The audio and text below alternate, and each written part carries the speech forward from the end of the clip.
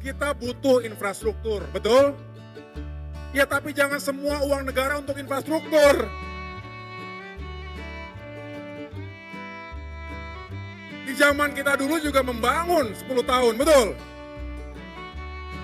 Dulu kita lakukan. Tetapi tetap banyak sekali program-program yang pro rakyat. Inilah yang namanya fondasi infrastruktur. Jalan apakah perlu? Pelabuhan apakah perlu? Airport apakah perlu?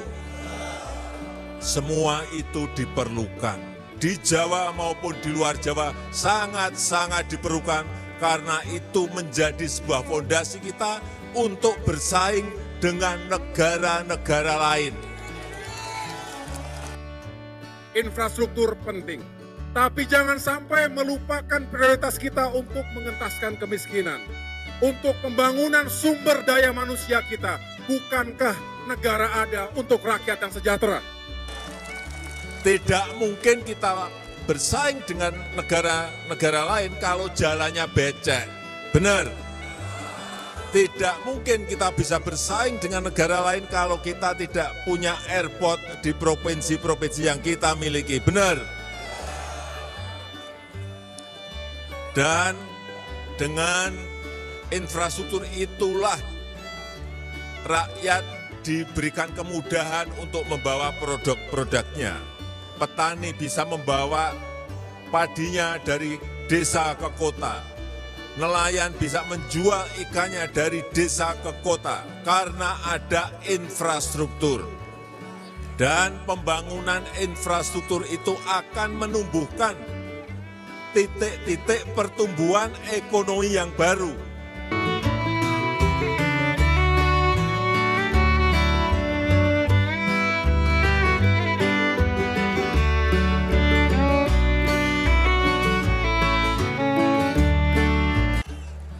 Pagi hari ini saya sangat senang sebagai keluarga besar relawan.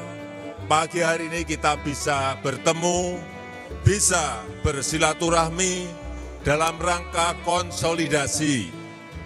Setelah 8 tahun kita bekerja keras membangun negara kita Indonesia, membangun jalan-jalan nasional, baik di Jawa maupun di luar Jawa, membangun jalan tol baik di Jawa maupun di luar Jawa, dan juga jalan-jalan kecil di desa, jembatan-jembatan kecil di desa lewat dana desa. Kita juga membangun airport baru, membangun pelabuhan-pelabuhan baru utamanya di luar Jawa. Inilah yang namanya fondasi infrastruktur. Jalan apakah perlu? Pelabuhan apakah perlu? Airport apakah perlu? Semua itu diperlukan. Di Jawa maupun di luar Jawa sangat-sangat diperlukan karena itu menjadi sebuah fondasi kita untuk bersaing dengan negara-negara lain. Tidak mungkin kita bersaing dengan negara-negara lain kalau jalannya becek. Benar? Tidak mungkin kita bisa bersaing dengan negara lain kalau kita tidak punya airport di provinsi-provinsi yang kita miliki. Benar? Dan dengan infrastruktur itulah rakyat diberikan kemudahan untuk membawa produk-produknya. Petani bisa membawa padinya dari desa ke kota. Nelayan bisa menjual ikannya dari desa ke kota karena ada infrastruktur. Setuju enggak?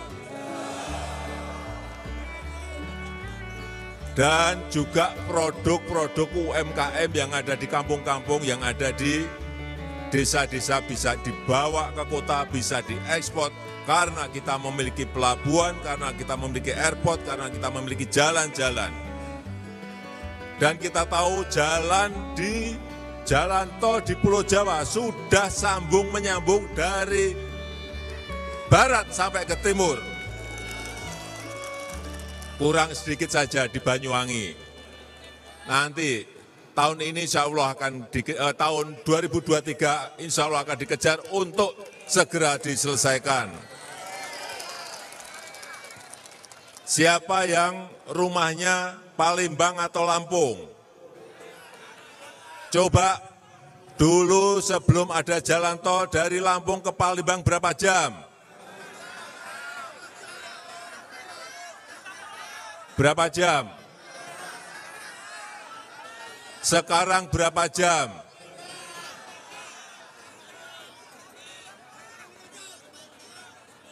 Bisa separuhnya. Karena kecepatan, oleh sebab itu kecepatan logistik, kecepatan mobilitas orang dan barang itu bisa dipercepat.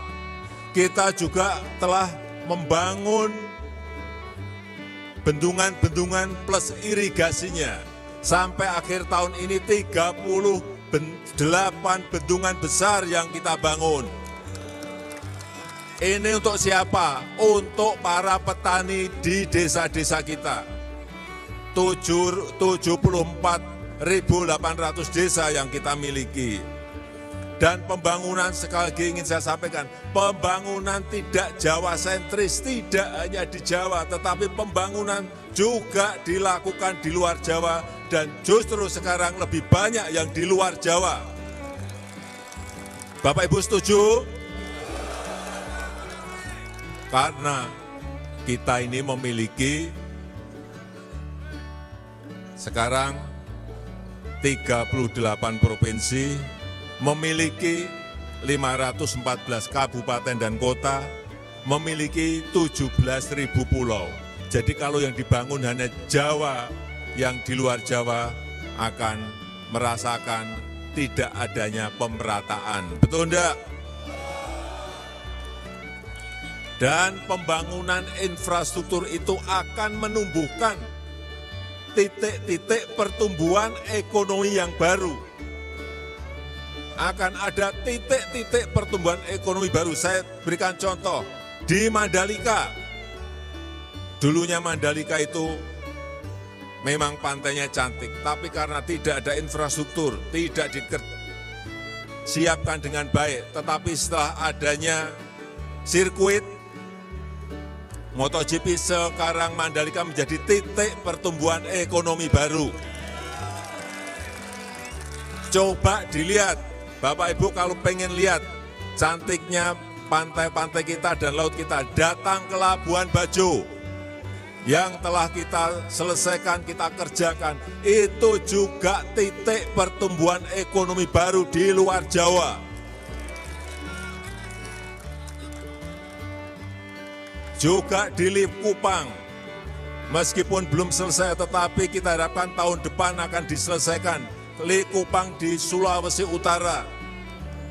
Inilah nanti yang akan menjadi titik-titik pertumbuhan ekonomi baru Indonesia.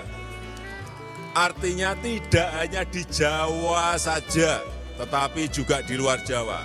Juga daerah-daerah industri, Bapak Ibu sekalian bisa lihat. Di luar Jawa sekarang ini berkembang sangat pesat. Coba dilihat di Morowali. Ada yang dari Morowali.